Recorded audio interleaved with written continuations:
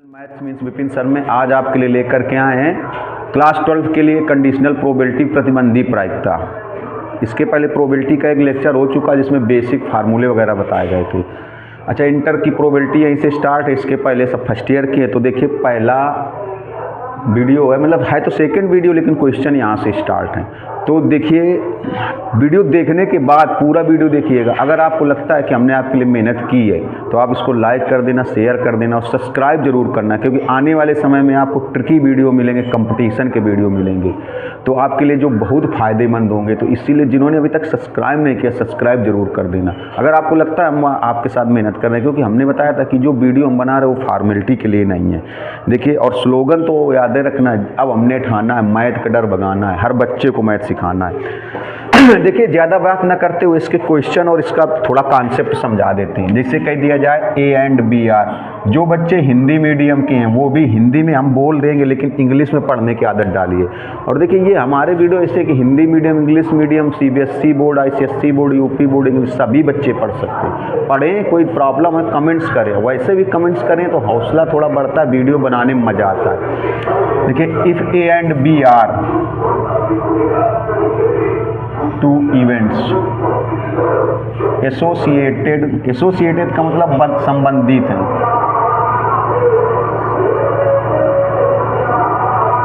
With a random experiment,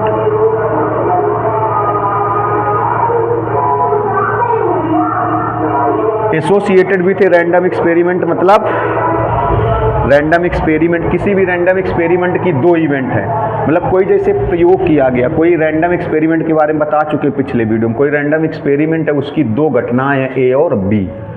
अब देखिए प्रतिबंधी प्रायिकता कैसी बनती है। अच्छा देखिए यहाँ पर जो कंडीशनल प्रोबेबिलिटी हम लोग पढ़ रहे हैं वो दो इवेंट्स के लिए पढ़ रहे हैं, ए एंड बी के लिए। अभी इसी में से आगे जब आप बेस थ्योरम पढ़ेंगे जाकर के, बेस थ्योरम जब पढ़ेंगे उसमें भी कंडीशनल प्रोबेबिलिटी होगी, लेकिन वो दो से ज़्यादा इवेंट्स के लिए भी होगी। और इसमें ये भी कंडीशनल प्रोबेबिलिटी है, जब आप बेस थ्योरम पढ़ेंगे जाके तो वहाँ भी कंडीशनल प्रोबेबिलिटी होगी, लेकिन दोनों में कुछ फ़र्क होगा। आपको हम बताते चलेंगे क्योंकि बहुत सारे बच्चे कंफ्यूज रहते हैं कि यार ये भी कंडीशनल प्रोबेबिलिटी है, जो बेस थ्योरम में पढ़ेंगे वो भी कंडीशनल प्रोबेबिलिटी है, तो दोनों में डिफरेंस क्या है, कैसे पहचानें, चलिए बताया जाएगा। फिलहाल अभी यहाँ पर जैसे कह दिया जाए आपको प्रोबेबिलिटी ऑफ, हिंदी में बोल देंगे Hindi medium, probability of happening या आकरिंग, प्रोबेबिलिटी ऑफ हैपनिंग या कह दिया जाए आकरिंग मतलब घटित होने की। Probability of happening of A if B has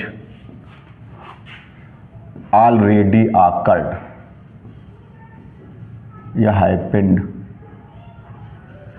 देखिए इसका मतलब समझिए हिंदी मीडियम वाले, मतलब probability of happening of A if B has already occurred मतलब ए के घटित होने की प्रायिकता, घटना ए के घटित होने की प्रायिकता जबकि बी पहले से घटित हो चुकी है। हिंदी में क्या बोलेंगे, हिंदी में लिख लिया करो, हमने बोल दिया लिख सकते हो आप, इसलिए कहते हैं कापी पेन लेकर के भी साथ में बैठा करिए। प्रोबेबिलिटी ऑफ हैपनिंग ऑफ ए, लेकिन जरूरी इंग्लिश में ही है क्योंकि आने वाले समय में हिंदी में मैथ को आपको नहीं मिलेगी इंटर के बाद में। Probability of happening of A के हैपनिंग की प्रोबेबिलिटी, ए के घटित होने की probability if B has already occurred, यदि बी पहले से घटित हो चुकी है। ए के घटित होने की प्रायिकता जबकि बी पहले से घटित हो चुकी है, या यह चीज़ ऐसे लिखी होती है या ऐसे भी लिख करके आता है, समझिएगा तभी देखिए कॉन्सेप्ट क्लियर होंगे ना, तभी समझ में आएगा। Probability of happening, probability of happening of A if B is known, B is already known, B पहले से पता है, ऐसे भी लिखा होगा बी इज ऑलरेडी नोन, या फिर ऐसे भी कह सकते हैं, समझते चलो, या फिर ऐसे भी कह सकते हैं probability of happening of A if B is already given. देखिए कितने तरीके से लिख करके आ सकता है, कितने, B is already given, B पहले से पता है, ये इसका मतलब क्या हुआ, पहले से ज्ञात है, बी पहले से ज्ञात है, ये कह सकते हैं पहले से दिया है। मतलब देखिए ये सारे वर्ड इसलिए बता रहे हैं आपको, जब क्वेश्चन में बहुत लोग तो पहचान ही नहीं पाते कि कंडीशनल प्रोबेबिलिटी है, तो हम आपको बता दें कंडीशनल प्रोबेबिलिटी में क्या होगा। जैसे दो इवेंट्स होंगी तो एक की प्रोबेबिलिटी पूछी जाएगी, दो में से किसी एक की प्रोबेबिलिटी पूछी जाएगी और एक उससे दूसरी वाली जो वो उससे पहले से घटित हो चुकी होगी। देखिए उसके पहले से, जैसे ए की प्रोबेबिलिटी यहाँ पर पूछी गई लेकिन B has already occur B पहले से घटित हो चुकी है, या probability of happening of A के हैपनिंग की probability B is already known, B पहले से पता है। देखिए जिसकी प्रोबेबिलिटी पूछी जाएगी उसके बारे में पहले से पता नहीं होगा। दो इवेंट्स होंगी, दो घटनाएं होंगी, एक की प्रोबेबिलिटी पूछी जाएगी और दूसरे के बारे में आपको पहले से ही जानकारी होगी। दूसरे कैसे भी क्वेश्चन बताएंगे, दूसरे के बारे में आपको पहले से ही जानकारी होगी। अभी क्वेश्चन से बहुत अच्छा समझ में आने वाला है, मतलब देखना आपको 100% न रट जाए तो वीडियो देखना आप बंद कर देना जब क्वेश्चन से, लेकिन आप पहले से समझते चलिए कि दो इवेंट्स होंगी, दो घटनाएं होंगी, उनमें से एक की प्रोबेबिलिटी पूछी जाएगी और एक के बारे में पहले से ही गिवन होगा, नोन होगा, फाउंड होगा, पता होगा। या कह दीजिए probability of happening of A if B is already found, B is already found, B पहले से ही पाई जा रही, बी पहले से ही घटित हो चुकी है।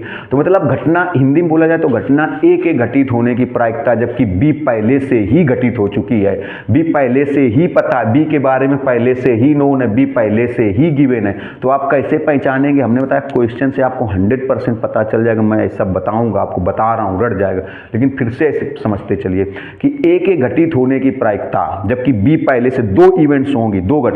अब आप पूछ सकते हो सर क्या दो से ज्यादा के लिए नहीं चलेगी? तो दो से ज्यादा के लिए भी कंडीशनल प्रोबेबिलिटी होगी, लेकिन उसके क्वेश्चन बेस थ्योरम में लगेंगे। बेस थ्योरम अभी इसी में टॉपिक है, बेस थ्योरम में भी दो से ज्यादा के लिए कंडीशनल प्रोबेबिलिटी चलेगी।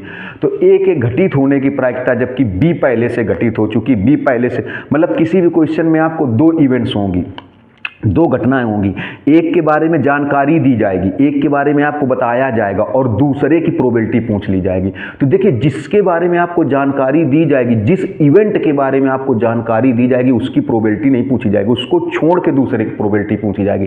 तभी बोला जाता है कि एक पहले से घटित हो चुकी, जिसके बारे में आपको जानकारी दी जाएगी ना, उसका मतलब वो ऑलरेडी आकर्ड, वो पहले से घटित हो चुकी, लेकिन उसकी प्रोबेबिलिटी नहीं पूछी जाएगी, दूसरे की पूछी जाएगी। तो हमने क्या बताया कि किसी भी क्वेश्चन में दो इवेंट्स होंगी, दो इवेंट्स के लिए बता रहे हैं, अभी दो से ज्यादा के लिए भी बेस थ्योरम में चलेगा।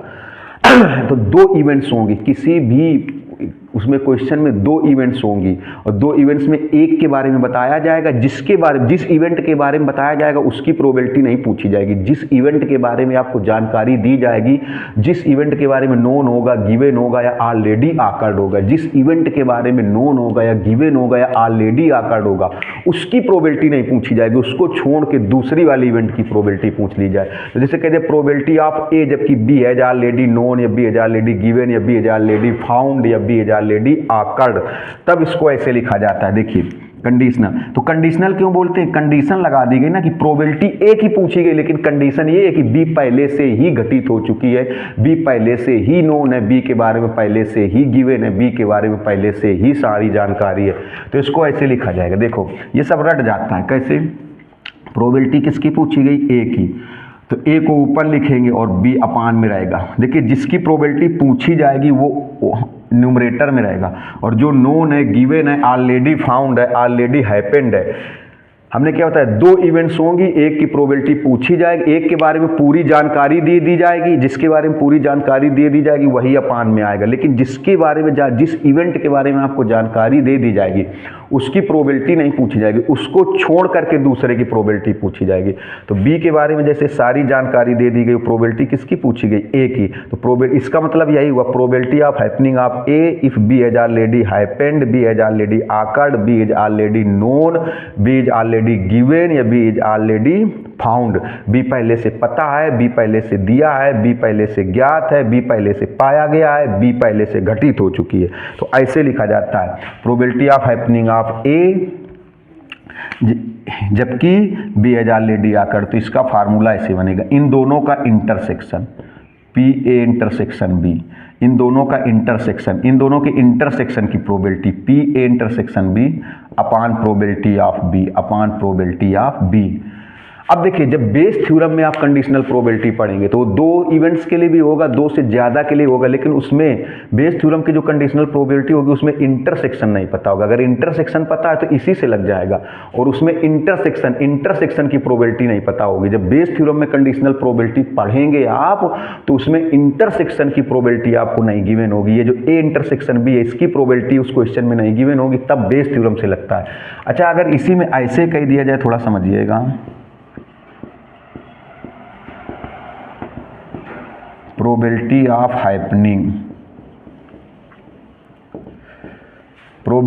Happening of B if A has already happened, वही चीज है। जबकि देखिए, probability of happening of B, अगर बी के घटित होने की प्रोबेबिलिटी जबकि ए पहले से घटित हो चुकी है, या कह सकते हैं probability of happening of B if B has already known, या बी हैज ऑलरेडी गिवन, या बी इज ऑलरेडी फाउंड।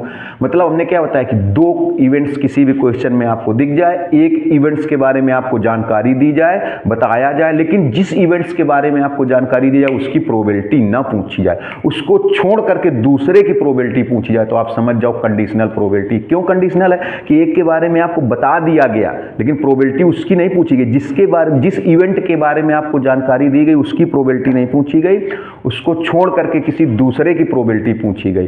तो देखो, जैसे बी की प्रोबेबिलिटी अगर पूछी जा रही तो ए के बारे में सारी जानकारी होगी, ए पहले से गिवन होगी, ए पहले से नोन होगी, ए पहले से हैपेंड होगी या अकर्ड होगी, ए पहले से फाउंड होगी, पहले से ही पाई जाएगी। समझ गए कि नहीं समझ गए? तो मतलब क्या, बी के हिंदी में बोलेंगे बी के घटित होने की प्रायिकता जबकि ए पहले से घट चुकी है, बी के घटित होने की प्रायिकता जबकि ए पहले से घट चुकी है, या ए पहले से नोन है, ए पहले से पता है, ए के बारे में पहले से दिया है, ए के बारे में पहले से ज्ञात है, ए पहले से पाई जा रही, इस तरीके से A is already occurred, A has already happened, A is already given, A is already known, A is already found.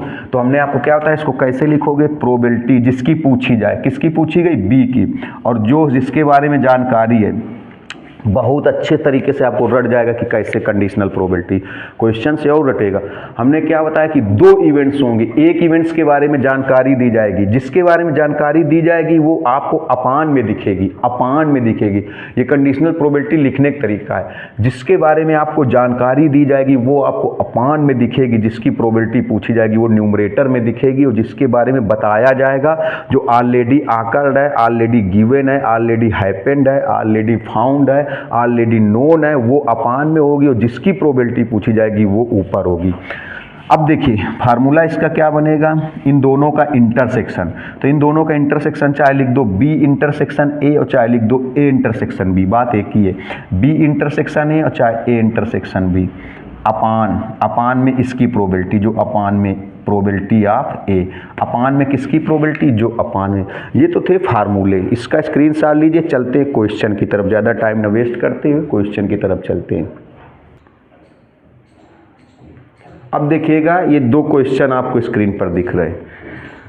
देखिए, इसमें बोला गया a fair dice is rolled, fair या अनबाइस्ड भी बोलते हैं। एक फेयर जो चौकोर टाइप का होता है, डाइस पासा, फेयर डाइस मतलब सुंदर साफ जो होगा, और जो उसी को अनबाइस्ड बोलते हैं। एक बाइस्ड होता है जो कोनों पर कटा होता है, जो कोनों पर क्या होता है, कटा होता है। फिलहाल चलिए देखिए क्वेश्चन में, तो पहला ही बताते हैं, ढंग से देखिएगा। बोला गया a fair dice is rolled, मतलब एक पासा लुढ़काया जाता है, एक पासा लुढ़काया जाता है। तो आपको पता है इसका सैंपल स्पेस क्या बनेगा। देखिए, सैंपल स्पेस पिछले वाले वीडियो में बताया था कि सैंपल स्पेस क्या होता है। जब आप कोई एक्सपेरिमेंट करते हैं तो उसके जो टोटल आउटकम्स होते हैं, जो टोटल परिणाम होते हैं, जो टोटल रिजल्ट होते हैं, उसी को तो सैंपल स्पेस बोलते हैं। जब आप कोई एक्सपेरिमेंट करते हैं तो उसके जो टोटल रिजल्ट होते हैं, टोटल रिजल्ट जो होते हैं उसी को बोलते हैं सैंपल स्पेस, उसी को। तो यहाँ पर एक्सपेरिमेंट किस चीज़ का, a fair dice is rolled, एक पासा लुढ़काया जाता है, एक पासा फेंका जाता है, तो उसके टोटल आउटकम्स जो होंगे, हमने क्या बताया था हिंदी में कि प्रतिदर्श समष्टि किसको बोलते हैं, किसी भी परीक्षण से प्राप्त कुल परिणामों की संख्या को, किसी भी परीक्षण से प्राप्त कुल परिणामों की संख्या को क्या बोलते हैं, प्रतिदर्श समष्टि। जो टोटल रिजल्ट मिल जाए उसी को प्रतिदर्श समष्टि बोलते हैं। जो टोटल रिजल्ट मिल जाएंगे उनको प्रतिदर्श समष्टि। तो सैंपल स्पेस क्या होगा, कोई जो एक्सपेरिमेंट आप कर रहे हैं उसके जो टोटल रिजल्ट मिलेंगे। जो सैंपल स्पेस क्या होगा, जो आप एक्सपेरिमेंट कर रहे हैं उसके जो टोटल रिजल्ट मिलेंगे। तो a fair dice is rolled, एक पासा लुढ़काया गया, तो इसके टोटल रिजल्ट कितने होंगे 6। देखो 1 2 3 4 5 6 इस टाइप से। तो इसके टोटल रिजल्ट कितने हो सकते हैं 6 हो सकते हैं। A fair dice is rolled के टोटल रिजल्ट कितने हो सकते हैं 6। अब सारी चीज़ें पहले निकाल लें। देखो ए गिवन है, बी गिवन है, सी गिवन है। अच्छा अगर ए इंटरसेक्शन बी निकाला जाए, अब ये आप सेट थ्योरी में पढ़े होगे, नहीं पढ़े होगे तो गौर से देखिएगा, सेट थ्योरी फर्स्ट ईयर का। ए इंटरसेक्शन बी का मतलब जो ए और बी में कॉमन है, ए और बी में कॉमन एलिमेंट। तो ए और बी में कॉमन एलिमेंट क्या है, देखो 3। इसके बाद में ए इंटरसेक्शन सी निकाल लो। ए इंटरसेक्शन सी का मतलब हुआ ए और सी के कॉमन एलिमेंट, ए और सी में कॉमन एलिमेंट 3 और 5 दोनों में कॉमन है, 3 और 5। देखिएगा मस्त समझ में आएगा।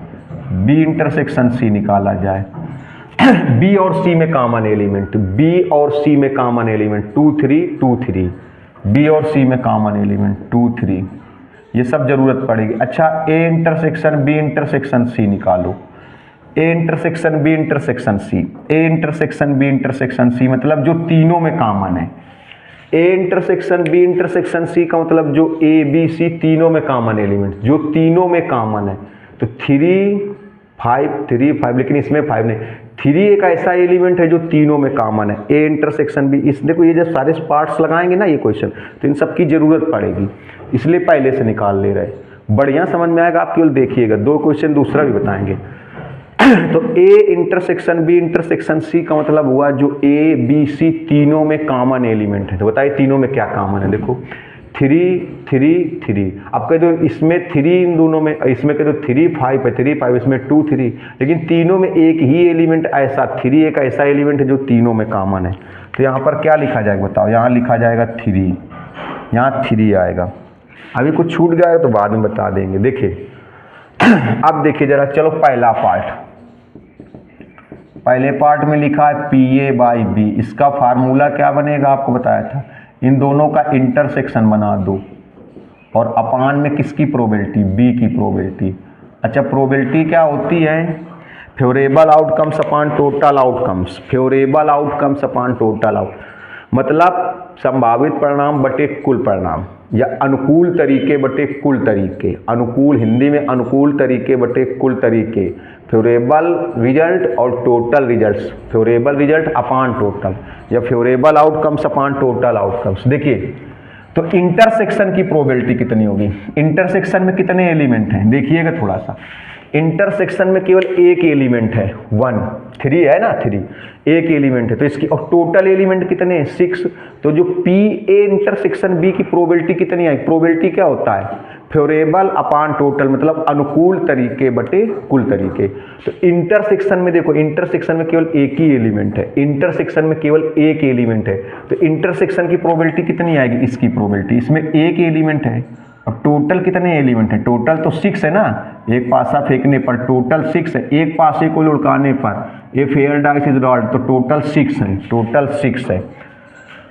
अब बी की प्रोबेबिलिटी कितनी आएगी, देखो बी में कितने एलिमेंट हैं, बी में 2 एलिमेंट हैं, बी में 2 एलिमेंट हैं और टोटल कितने हैं। अगर बी की प्रोबेबिलिटी अलग से आप निकालो तो बी में कितने एलिमेंट हैं 2 और टोटल कितने एलिमेंट हैं 6, तो आएगा 2/6।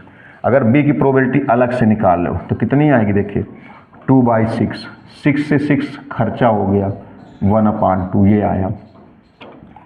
सेकेंड पार्ट में देखिए PB/A, तो क्या होगा इन दोनों का इंटरसेक्शन। तो इंटरसेक्शन में चाहे लिख दो B इंटरसेक्शन A और चाहे लिख दो A इंटरसेक्शन B, तो क्या लिख दिया जाए A इंटरसेक्शन B लिख दो, अपान में प्रोबेबिलिटी चेंज हो गई A की। तो अब आप देख रहे हो A इंटरसेक्शन B की प्रोबेबिलिटी कितनी थी 1/6 थी। A इंटरसेक्शन B की प्रोबेबिलिटी 1/6 क्यों थी, क्योंकि A इंटरसेक्शन B में केवल एक एलिमेंट है और टोटल कितने एलिमेंट हैं 6, टोटल मतलब जब एक पासे को लुढ़काया गया, ये फेयर डाइसिस रॉड एक पासे को फेंका गया तो 6 रिजल्ट है, 6 रिजल्ट है। तो देखिए इंटरसेक्शन की प्रोबेबिलिटी, ए इंटरसेक्शन बी में 1 एलिमेंट है और टोटल 6 हैं, तो ए इंटरसेक्शन बी की प्रोबेबिलिटी कितनी आएगी 1/6, 1/6। और ए की प्रोबेबिलिटी ऑफ ए में कितने एलिमेंट हैं 3, ए में देखो 3 एलिमेंट हैं, ए में 3 एलिमेंट हैं और टोटल 6 एलिमेंट हैं, तो ए की प्रोबेबिलिटी कितनी आएगी 3/6। ए की प्रोबेबिलिटी ये आएगी 3/6। क्यों?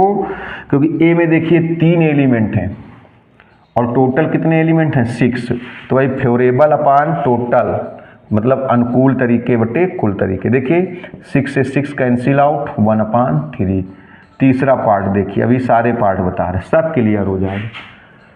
यहाँ सॉरी तीसरा पार्ट हो गई, तीसरा PA/C। देखिए PA/C फार्मूला बनाना तो सीख गए होगे, इसका फार्मूला कैसे बनाओगे, ए और सी का इंटरसेक्शन।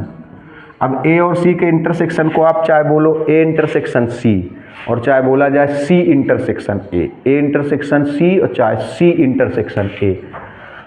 अपान में क्या हो जाएगा PC। देखिए ए इंटरसेक्शन सी की प्रोबेबिलिटी, तो ए इंटरसेक्शन सी की प्रोबेबिलिटी आप अलग से अगर निकालें, देखो ऐसे, तो फेवरेबल अपान टोटल। तो ए इंटरसेक्शन सी में कितने एलिमेंट हैं, देखो 2 एलिमेंट हैं, ए इंटरसेक्शन सी में 2 एलिमेंट हैं, ए इंटरसेक्शन सी में 2 एलिमेंट हैं और टोटल कितने हैं 6, तो कितना आएगा जरा बताओ 2/6 आएगा।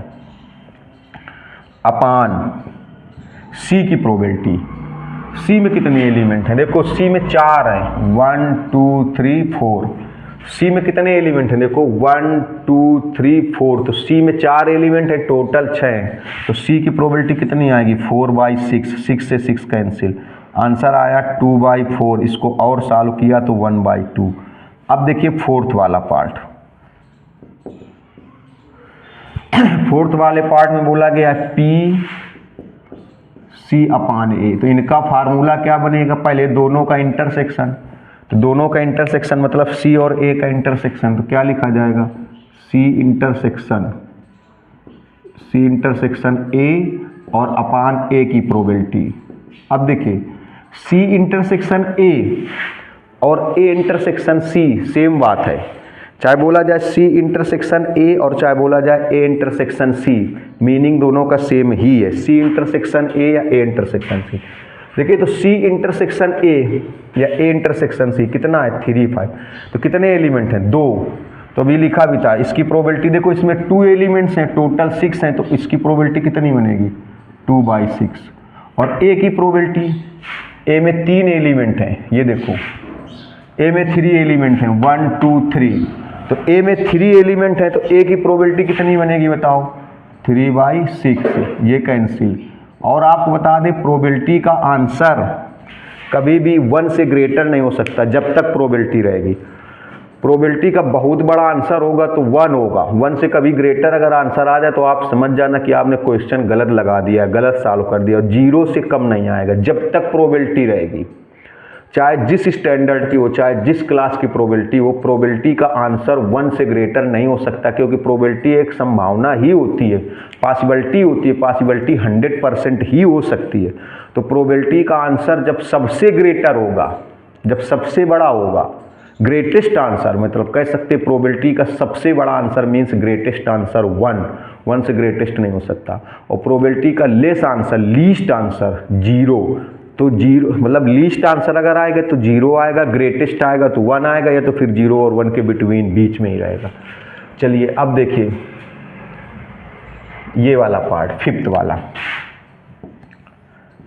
ऐसे लिखा है A/B/C। तो पहले इसका फार्मूला बनाओ। देखिए अब कहते इसका फार्मूला कैसे बनाओ, जैसे इसका फार्मूला कैसे बनाते हो, इन दोनों का इंटरसेक्शन अपान C की प्रोबेबिलिटी। तो इसका फार्मूला बनाओ कैसे, देखिए A/B, जैसे इन दोनों का इंटरसेक्शन, तो A/B और C का इंटरसेक्शन, A/B और C का इंटरसेक्शन, जैसे यहाँ ए अपान सी, ये बी अपान ए है तो क्या करोगे, बी और ए का इंटरसेक्शन अपान ए की प्रोबेबिलिटी, ए अपान बी है तो ए और बी का इंटरसेक्शन अपान में बी की प्रोबेबिलिटी। वैसे क्या होगा देखो, ए यूनियन बी और सी का इंटरसेक्शन और अपान में क्या होगा, सी की प्रोबेबिलिटी। आपके तो ये पता नहीं है तो ये हमने नहीं निकाला तो अभी निकाल रहे, उसमें कौन से बहुत बड़ी बात है। देखिए कैसे, ए पहले इसको निकालो, A union B intersection C, इसी को निकाल लेते हैं। A union B intersection C, ये वैल्यू हमने यहाँ कहीं निकाली नहीं, चलिए निकाल लेते हैं, उसमें क्या है। ए यूनियन बी का मतलब क्या हुआ, सेट थ्योरी आप पढ़ के आओ। देखो इंटरसेक्शन में क्या होता है, इंटरसेक्शन में कॉमन एलिमेंट लिए जाते हैं। जैसे ए इंटरसेक्शन बी का मतलब क्या हुआ, जो ए और बी दोनों में कॉमन है। लेकिन ये कैसे बना समझ गए होगे, इन दोनों का इंटरसेक्शन, ए यूनियन बी का इंटरसेक्शन सी से अपान में सी की प्रोबेबिलिटी। अब ये वैल्यू हम निकाल लें क्योंकि अभी निकाला नहीं था इधर, इसलिए चलिए कोई बात नहीं। देखिए तो ए यूनियन बी कैसे निकालोगे, ए यूनियन बी का मतलब ए यूनियन बी में वो एलिमेंट जो ए में होंगे वो एलिमेंट भी आएंगे, जो बी में होंगे वो एलिमेंट भी आएंगे।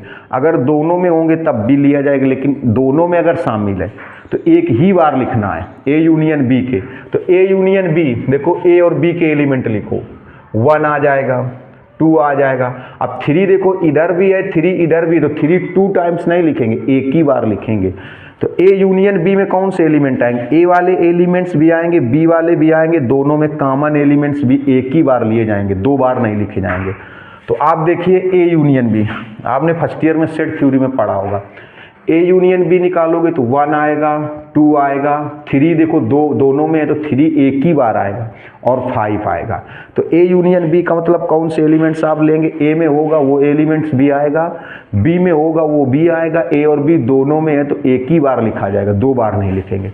तो बताइए ए यूनियन बी में कौन कौन से एलिमेंट्स आएंगे, 1 3, 1 आएगा, 2 आएगा, 3 दोनों में एक बार आएगा और 5 आएगा। तो क्या आएगा बताओ यहाँ पर, 1 2 3 5 ये आएगा। इंटरसेक्शन, इंटरसेक्शन सी, ये देखो ए यूनियन बी ये लिख दिया, ए यूनियन बी। अब इंटरसेक्शन सी, सी लिख दो, ये देखो सी लिख दो, 2 3 4 5 सी। अब क्या आएगा देखो, अब इसमें इंटरसेक्शन, इसमें मतलब इन दोनों में common element, A union B ये लिखा है, इंटरसेक्शन सी ये लिखा है, दोनों में कॉमन देखिए, दोनों में क्या कॉमन है, 2 3 5 क्या कॉमन है, दोनों में जो शामिल है, इंटरसेक्शन मतलब इसमें दोनों में कॉमन, तो 2 3 5 ये है कॉमन। अब प्रोबेबिलिटी निकालो, तो इसकी देखो, इसकी प्रोबेबिलिटी कितनी बनेगी, इसमें कितने एलिमेंट हैं, 1 2 3, P A union B intersection C, P A union B intersection C. तो A union B intersection C में कितने एलिमेंट हैं, 1 2 3, तो 3/6 ये प्रोबेबिलिटी बनेगी, क्योंकि टोटल तो 6 एलिमेंट है। टोटल कितने एलिमेंट है, 6। टोटल कितने एलिमेंट हैं, 6। देखो पहले ये ए यूनियन बी बनाया गया, इंटरसेक्शन सी, फिर इंटरसेक्शन लगा, मतलब दोनों में कॉमन, तो कॉमन कितने एलिमेंट आए, 3। किसमें कॉमन 3 एलिमेंट आए, मतलब जो A union B intersection C है, A union B intersection C, इसमें कितने एलिमेंट आए, 3। तो इसकी प्रोबेबिलिटी कितनी बनेगी, प्रोबेबिलिटी मतलब फ्योरेबल आउटकम्स अपॉन टोटल आउटकम। तो इसमें एलिमेंट कितने जरा बताओ, 3 एलिमेंट हैं, 3 एलिमेंट है, और टोटल कितने एलिमेंट हैं, 6। तो कितना हो जाएगा, 3/6 अपान। अब सी की प्रोबेबिलिटी देखो, सी की प्रोबेबिलिटी देखिए, तो सी में कितने एलिमेंट है, 4। तो सी में 4 है तो 4/6 हो जाएगा। सी में 4 एलिमेंट है ना, ये 4, और टोटल तो 6 है। अब देखिए 6 से 6 कैंसिल, 3/4। आप देख रहे हो किसी का आंसर 1 हो सकता है, 1 से ग्रेटर नहीं हो सकता। अब देखिए लास्ट में एक पार्ट बचा ये, हाँ इधर देखिए 6 वाला पार्ट, 6 वाला पार्ट क्या है, P A intersection B upon C, A intersection B upon C. तो इसका फार्मूला बनाओ, कैसे बनाओगे, इन दोनों का इंटरसेक्शन, अरे भैया जो न्यूमरेटर में है जो डिनोमिनेटर में, उन दोनों का इंटरसेक्शन ही तो लेते हैं, और जो अपान में है उसकी प्रोबेबिलिटी अपान में ले लेते हैं। पहले दोनों का इंटरसेक्शन होगा और जो अपान में उसकी प्रोबेबिलिटी अपान में हो जाएगी। तो देखिएगा, सॉरी माइक छूट गया, देखिएगा जरा गौर से, 1 मिनट। अब देखिए, तो पहले इसका इनका देखो, ये A intersection B, A intersection B और इसका इंटरसेक्शन किससे, सी से, इन दोनों का इंटरसेक्शन बनाया जाए। दोनों का क्या बनाया जाए, इंटरसेक्शन। दोनों का इंटरसेक्शन कैसे बनाएंगे, ए इंटरसेक्शन बी और intersection C, A intersection B intersection C और अपान में सी की प्रोबेबिलिटी। तो मतलब ये तीनों का इंटरसेक्शन हो गया, A intersection B intersection C. तो उसमें देखो केवल एक ही एलिमेंट है, 3 है, केवल एक ही। अरे भैया P A intersection B intersection C मतलब A intersection B intersection C मतलब ए बी सी में कॉमन। तो ए बी सी में कॉमन केवल एक एलिमेंट है, वो भी कौन सा एलिमेंट है, 3। ए बी सी में कॉमन केवल एक एलिमेंट है, वो भी कौन सा एलिमेंट है, देखिए 3 है। तीनों में कॉमन 3 है, 3 तो एक एलिमेंट है तीनों में कॉमन और टोटल कितने हैं, 6। तो इसकी प्रोबेबिलिटी हो गई 1/6 और सी की प्रोबेबिलिटी 4/6। 6 से 6 कैंसिल, आंसर कितना आया, 1/4। अब आपको हम उम्मीद करते हैं बहुत अच्छा समझ में आया, इसीलिए हमने कहा था जब आपको क्वेश्चन समझ में तब हमारे चैनल को जाकर लाइक करना, शेयर करना, सब्सक्राइब करना। स्क्रीनशॉट लीजिए, ये सेकंड क्वेश्चन जो लिखा है इनको भी बताते हैं। आने वाले समय बहुत अच्छे अच्छे क्वेश्चन आपको प्रोबेबिलिटी में ही बताए जाएंगे। देखिए जो सेकेंड वाला क्वेश्चन लिखा हुआ है सब बहुत अच्छे अच्छे क्वेश्चन है। बोला गया a coin is tossed 3 times, मतलब एक सिक्के को 3 बार फेंका जाता है। तो हमने आपको बताया था इसके प्रीवियस वाले वीडियो में कि एक सिक्के को 3 बार फेंकें, चाहे 3 सिक्के फेंकें, जो टोटल आउटकम्स आएगा, जो सैंपल स्पेस आएगा वो 8 आएगा। एक सिक्के को 3 बार फेंका जाता है, a coin is tossed 3 times, एक सिक्के को 3 बार फेंका जाता है। फिर E/F की प्रोबेबिलिटी बतानी, 3 पार्ट है, E F E F E F। ये E और F क्या है, इवेंट्स हैं, घटनाएं हैं, कौन सी हैं देखते चलते हैं भी। तो a coin is tossed 3 times, एक सिक्के को 3 बार फेंका जाए, चाहे 3 सिक्के फेंके जाएं। एक सिक्के को 3 बार फेंका जाए, एक सिक्के को 3 बार फेंका जाए, चाहे 3 सिक्के फेंके जाएं। देखिएगा तो एक सिक्के को 3 बार फेंका जाता है तो टोटल आउटकम्स क्या आएंगे, देखो 8 आएंगे। ये H H H आपको बता चुके इसके प्रीवियस वीडियो में, मतलब तीनों में हेड आ सकता है। H H T, T को इधर एक एक प्लेस, T को इधर ऐसे लाते जाओ, H T H T H H T T T, यह आएगा T H T, फिर हो जाएगा H T T। कितने हो गए देखिए 4। अब इसके बाद में आएगा एक कौन सा, ये गलत हो गया, चलो ऐसे लिखो T T H, H को एक एक प्लेस इधर लाते जाओ, T H T H T T, ये 8 हो गए। ये 8 तो टोटल रिजल्ट हो गए, नंबर ऑफ सैंपल स्पेस 8 हो गया। पहला पार्ट देखिए, पहले पार्ट बताना क्या है आपको, E/F। पहले पार्ट में देखो क्या बोला गया है, E कौन सी इवेंट है और F कौन सी इवेंट है। देखिएगा, देखिए पहले पार्ट में बोला गया है E head on third task. E क्या है, एक देखो E कैसे बनेगी, E एक इवेंट्स है जो हेड ऑन थर्ड टास्क, मतलब तीसरी उछाल में हेड होना चाहिए, मतलब जो तीसरा वाला प्लेस है। जैसे आप ऐसे लिख रहे हो 1 2 ऐसे 3 3 बन रहे 1 2 3, तो यहाँ पर आपको हेड दिखना चाहिए, हेड दिखना चाहिए। ई मतलब एक ऐसी घटना है, ई एक ऐसी इवेंट्स है, ई एक ऐसी घटना है कि हेड दिखना चाहिए कहाँ पर, थर्ड टास्क पर, तीसरे टास्क पर, तीसरी उछाल पर।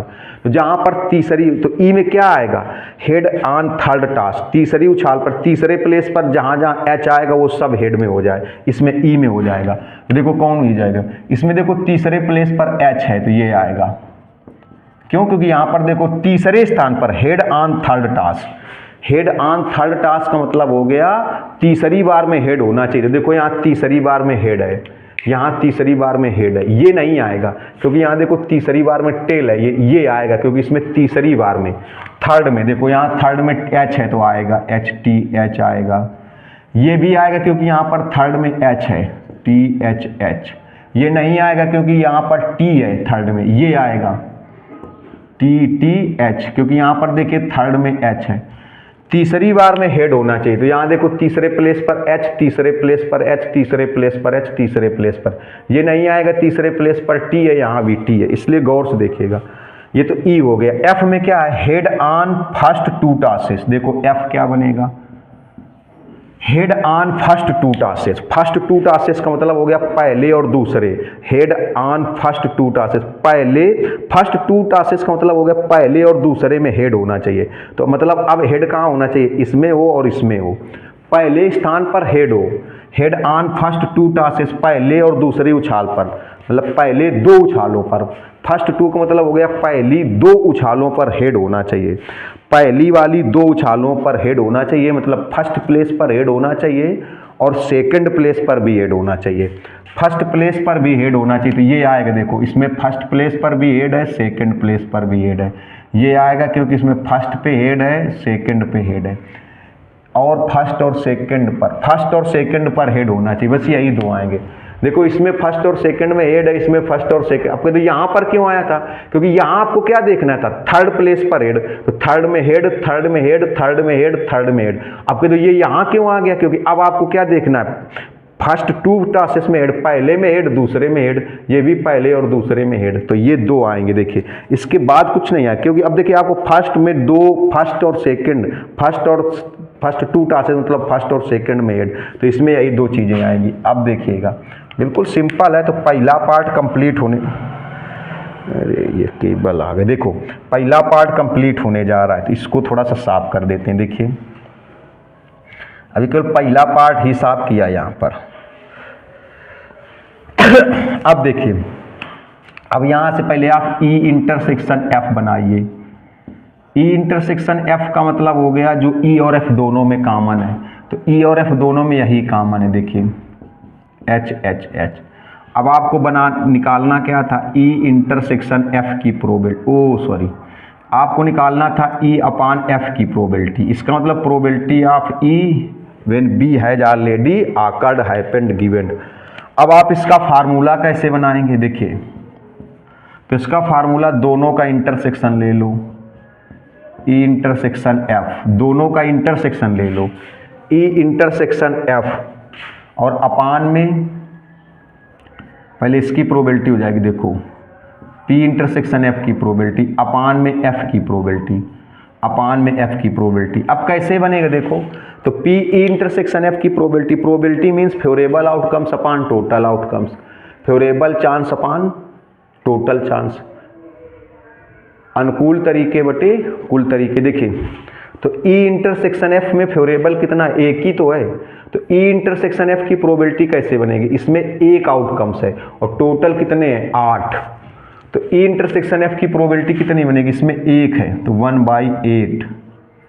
1/8 किसकी प्रोबेबिलिटी बनी, ये जो पी ई इंटरसेक्शन एफ है इसकी प्रोबेबिलिटी। क्यों, क्योंकि इसमें देखिए एक एलिमेंट है और टोटल कितने एलिमेंट हैं, 8, तो कितनी प्रोबेबिलिटी हो जाएगी, 1/8। कितनी हो जाएगी, 1/8 हो जाएगी, 1/8। और f की प्रोबेबिलिटी, तो f में कितने एलिमेंट हैं, 2 हैं। देखिए f में 2 एलिमेंट हैं, टोटल कितने हैं, 8, तो f की प्रोबेबिलिटी कितनी आएगी, 2/8।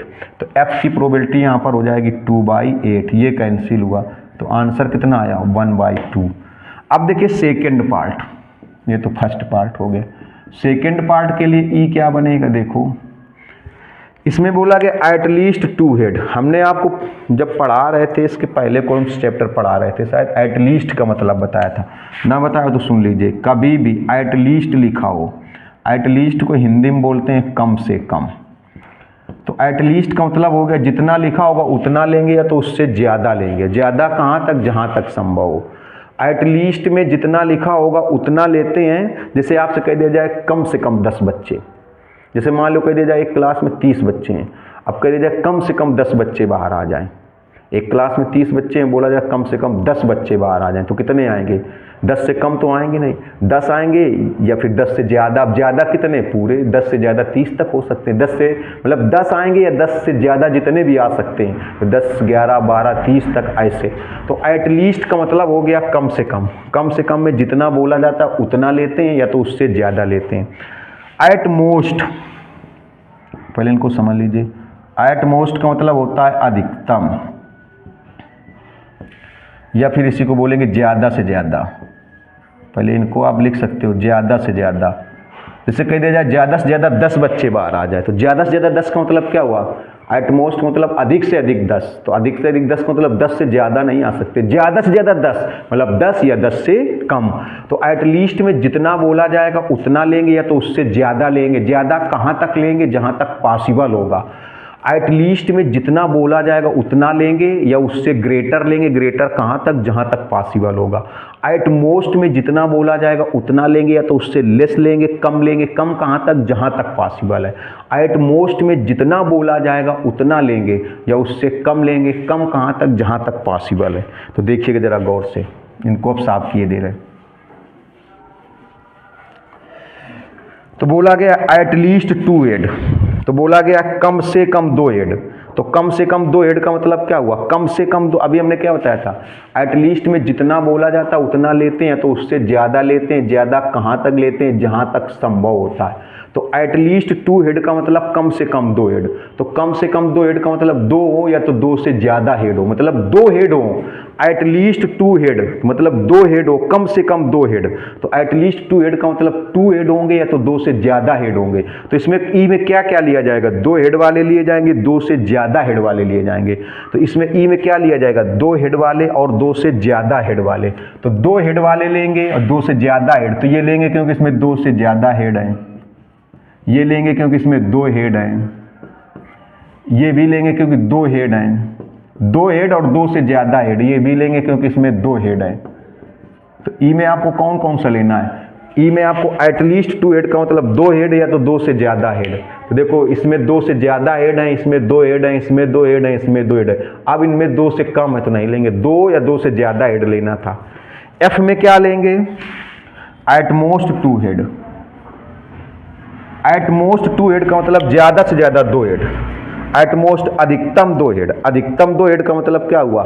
2 हेड होंगे या तो 2 से कम होंगे। अब इसमें 2 हेड हो या 2 से कम हो, मतलब 2 एच हो या 2 से कम में। अब 2 से कम में कितना होगा? 2 एच लेना या 2 से कम एच वाला लेना। 2 हेड वाला या 2 से कम हेड वाला। तो 2 एच होंगे वो लेंगे, 2 हेड हो वो लेंगे या 2 से कम वाला लेंगे। तो कौन कौन सा आएगा? 2 एच वाला आएगा, 2 से कम में 1 एच वाला आएगा, और जिसमें एको एच ना हो वो भी तो 2 से कम है, 1 भी एच ना हो वो भी लेंगे। तो इसमें कौन कौन सा आएगा बताओ? जिसमें देखो इसमें क्या होगा? एट मोस्ट 2 हेड का मतलब जिसमें 2 हेड हो वो ले लेना, जिसमें 1 हेड हो वो ले लेना, जिसमें 1 भी हेड ना हो, 0 हेड हो वो भी लिया जाएगा। 2 हेड वाले क्योंकि एट मोस्ट 2 हेड का मतलब 2 हेड होंगे तो लेंगे, 2 से कम में 1 हेड होगा तो भी लेंगे, 1 भी नहीं होगा मतलब 0 हेड होंगे तब भी लेंगे। तो कौन कौन सा आएगा? 2 हेड ये तो लेंगे नहीं क्योंकि इसमें 2 से ज़्यादा हेड है, ये लेंगे। 2 हेड वाले ये भी लेंगे, ये 2 हेड का है, ये भी लेंगे, ये भी लेंगे, ये 2 हेड का है, ये भी आएगा ये वाला। क्यों? क्योंकि इसमें 0 हेड मतलब 2 हेड हो या 2 से कम में, 2 हेड हो, 1 हेड हो, 1 भी हेड ना हो, 0 हेड हो। तो इसमें देखो 0 हेड है, 1 भी हेड नहीं है, ये भी लेंगे, 1 भी हेड ना हो। कंफ्यूज मत हो ना बहुत, इसीलिए ढंग से बता रहा है। कौन कौन से लेंगे? एट मोस्ट 2 हेड का मतलब 2 हेड या 1 हेड, 2 हेड या 2 से कम। तो 2 हेड, 2 से कम में क्या आएगा? 2 हेड, 1 हेड, 1 भी हेड नहीं, 0 हेड का मतलब 1 भी हेड नहीं, ये लेंगे क्योंकि इसमें 1 हेड है, 1 हेड है। ये लेंगे इसमें 1 हेड है, ये लेंगे इसमें 1 हेड है। अब देखिए तो दूसरा पार्ट भी सॉल्व हो गया। दूसरा पार्ट भी देखिए, इसमें निकालना तो वही है, सब में ई बाई एफ, सब में आपको ई बाई एफ निकालना है। देखिए तो पहले आप यहाँ पर ई इंटरसेक्शन एफ बनाएंगे। तो ई इंटरसेक्शन एफ जो दोनों में कॉमन है, देखिए ये कॉमन है, H H T, H T H, T H H, ये कॉमन है। अब देखिए आप प्रोबेबिलिटी निकालेंगे ई बाई एफ की। फार्मूला कैसे बनेगा? इसका फार्मूला पहले दोनों का intersection, E intersection F, E intersection F की प्रोबेबिलिटी, ई इंटरसेक्शन एफ की प्रोबेबिलिटी अपान एफ की प्रोबेबिलिटी। अब इसमें देखो ई इंटरसेक्शन एफ में कितने एलिमेंट हैं? 1 2 3, और टोटल कितने एलिमेंट हैं? 8। तो ई इंटरसेक्शन एफ की प्रोबेबिलिटी कितनी आएगी? 3/8। अब इसमें ना चले जाना, इसमें देखना है एफ की प्रोबेबिलिटी। एफ में कितने एलिमेंट हैं? 1 2 3 4 5 6 7। एफ में 7 एलिमेंट हैं, एफ में 7 है, टोटल 8 है, तो इसकी प्रोबेबिलिटी आएगी 7/8। ये कैंसिल, तो आ जाएगा 3/7, 3/7। अब थर्ड पार्ट लगाते हैं। देखिए थर्ड पार्ट में ई क्या है, एटमोस्ट 2 टेल्स। फिर वही चीज़ देखिए, एटमोस्ट 2 टेल्स का मतलब क्या हुआ, देखना एटमोस्ट ज़्यादा से ज़्यादा 2 टेल, तो कौन कौन 3 कंडीशन बनेंगी, 2 टेल वाला आएगा, 1 टेल वाला आएगा, 0 टेल वाला आएगा। एटमोस्ट 2 टेल है ना, ज़्यादा से ज़्यादा 2 टेल, अधिकतम 2 टेल। तो एटमोस्ट में जितना लिखा होता है उतना लेते हैं या तो उससे कम लेते हैं। एटमोस्ट में जितना लिखा होता है उतना लेते हैं तो उससे कम लेते हैं। तो एटमोस्ट 2 टेल का मतलब हो गया 2 टेल या 2 से कम, तो 2 टेल, 1 टेल, 0 टेल। तो बताइए 2 टेल वाला लेना, 1 टेल वाला लेना, 0 टेल का मतलब एक भी टेल ना हो तो लेना। तो ये लेंगे क्योंकि इसमें 0 टेल है, 0 टेल का मतलब एक भी टेल नहीं है। देखिए HHT, इसको लेंगे क्योंकि 1 टेल है। आपको कौन कौन से लेना है, 2 टेल वाला, 1 टेल वाला, 0 टेल वाला। 0 टेल का मतलब जिसमें टेल ना हो, तो इसमें टेल नहीं है, 1 टेल है लेंगे। इसमें भी देखिए 1 टेल है, पहले तो ये लेंगे HHT, इसमें 1 टेल है, ये HTH, ये भी लेंगे HTH। इसमें 1 टेल है, इसको भी लेंगे। इसमें भी 7 कंडीशन ही आएंगी, इसको नहीं लेंगे। इसमें 3 टेल हैं, आपको लेना जिसमें 2 टेल हो, जिसमें 1 टेल हो, जिसमें एक भी टेल ना वो लेना है। इसमें 3 टेल है, इसमें इसको नहीं लेंगे, इसको लेंगे, 2 टेल है, इसको लेंगे, इसमें 2 टेल है, इसमें 2 टेल है, इसको लेंगे। ये बनेगा देखो एटलीस्ट 1 टेल, एटलीस्ट 1 टेल है इसमें। तो एटलीस्ट 1 टेल का मतलब क्या हुआ, 1 टेल, एटलीस्ट में जितना लिखा होता है उतना लेते हैं, उससे ज़्यादा लेते हैं। तो 1 टेल होगा तो लेंगे, 2 टेल होगा तो लेंगे, 3 टेल होगा तो लेंगे। 1 टेल वाला लेंगे, एटलीस्ट 1 टेल का मतलब 1 टेल या 1 से ज़्यादा टेल। तो 1 टेल, 2 टेल, 3 टेल। तो ये नहीं लेंगे, क्यों, क्योंकि देखो 1 टेल वाला भी लेना है, 2 टेल वाला भी, 3 टेल, इसमें एक भी टेल नहीं है, तो ये नहीं लेंगे, ये नहीं लेंगे। एटलीस्ट 1 टेल का मतलब 1 या 1 से ज़्यादा टेल। तो 1 टेल, 2 टेल और 3 टेल, 3 से ज़्यादा हो नहीं सकते हैं, आप देख सकते हो। तो ये नहीं आएगा, बाकी सब आएंगे, क्योंकि इसमें देखो एक भी टेल नहीं है। 1 टेल होता तब भी लेते, 2 टेल होता तब भी लेते, 3 टेल, तो ये नहीं आएगा, ये आएगा। ये क्यों आएगा ये वाला, क्योंकि इसमें 1 टेल है। देखिए ये आएगा, इसमें भी 1 टेल है, ये आएगा, इसमें भी 1 टेल है, इसमें 3 टेल है, 3 टेल वाला नहीं आएगा, नहीं आएगा, आएगा सॉरी, 1 टेल वाला, 2 टेल वाला, 3 टेल वाला, ये आएगा, तीनों टेल हैं, इसको भी लेंगे। ये 2 टेल वाला भी लेना है, 1 टेल होगा तब भी लेंगे, एटलीस्ट 1 टेल, 1 टेल या 1 से ज़्यादा टेल, ये भी लेना है। THT 2 टेल है तब भी लेंगे, ये लेंगे HTT। अब देखिए E इंटरसेक्शन F, दोनों में कॉमन पहले देखिए, आप देखिए दोनों में कॉमन क्या है। देखिए आप लोग अपनी अपनी बुक्स, जिस बुक से पढ़ा इस टाइप क्वेश्चन लगाइएगा, हम जो इस टाइप के टफ क्वेश्चन है, डिफ़िकल्ट है, कठिन है, वो आपको बताएंगे। आप इजी वाले आप तरीका समझ गए, आसान, क्योंकि बहुत ढंग से बताएगा, तो जो आसान क्वेश्चन है इस टाइप के वो लगाइएगा। तो E इंटरसेक्शन F, दोनों में कॉमन देखिए, HHT ये कॉमन है, ये HHT 2 बार लिख गया इसमें, शायद ये HH ये था, हाँ गलत लिख गया है, ये था, क्योंकि एटमोस्ट कुछ ऐसे लिखा था, एटमोस्ट 2 हेड क्या लिखा था यहाँ पर, साफ भी कर दिया, यही था हाँ, क्योंकि इसमें TT छूटना था, हाँ उसमें था शायद एटमोस्ट 2 टेल था, हाँ सही है, एटमोस्ट 2 टेल था। तो एटमोस्ट 2 टेल का मतलब था 2 टेल वाले, 1 टेल वाला या एक भी टेल ना हो, तो इसमें एक भी टेल नहीं है। 1 टेल वाला था, 2 टेल वाले थे, और जिसमें एक भी टेल ना हो, तो ये था, गलत था। चलिए अब देखो कॉमन HHT, HTH, ये समझ गए। एटमोस्ट 2 टेल, ये थोड़ा मिसप्रिंट लिख गया था, इधर साफ भी कर दिया। एटमोस्ट 2 टेल थे, तो एटमोस्ट 2 टेल का मतलब हो गया 2 टेल या 2 से कम टेल। तो 2 टेल या 1 टेल या एक भी टेल ना हो, ये था। अब कॉमन देखो ये है, ये भी कॉमन है, ये भी कॉमन है, ये कॉमन नहीं है, ये कॉमन है, ये कॉमन है, और ये भी कॉमन है, अब देखिए आप प्रोबेबिलिटी इधर देखना, प्रोबेबिलिटी कैसे निकालोगे, PE/F, P E intersection F की प्रोबेबिलिटी और अपान में F की प्रोबेबिलिटी, अपान में F की प्रोबेबिलिटी। देखिए तो PE intersection F, E intersection F में कितने एलिमेंट है, 1 2 3 4 5 6, तो E इंटरसेक्शन F में 6 एलिमेंट हैं, 6 एलिमेंट हैं और टोटल कितने एलिमेंट हैं, 8, टोटल 8 एलिमेंट हैं, टोटल 8 हैं। और F की प्रोबेबिलिटी, F में 7 है, 1 2 3 4 5 6 7, तो 7/8। तो ये देखिए इसका आंसर आया 6/7। बहुत बड़ा आंसर आएगा तो 1 आएगा, 1 से ग्रेटर का भी आंसर नहीं आ सकता, 1 से ग्रेटर प्रोबेबिलिटी का अगर आंसर आ जाए तो आप समझ जाओ कि आपने गलत सॉल्व कर दिया, 1 या 1 से लेस। देखिए अगर आपको लग रहा है कि हमने वाकई मेहनत की आपके साथ में, नेक्स्ट वीडियो से आपको क्वेश्चन ही मिलेंगे और इस टाइप के क्वेश्चन जो बुक्स में है लगाइए।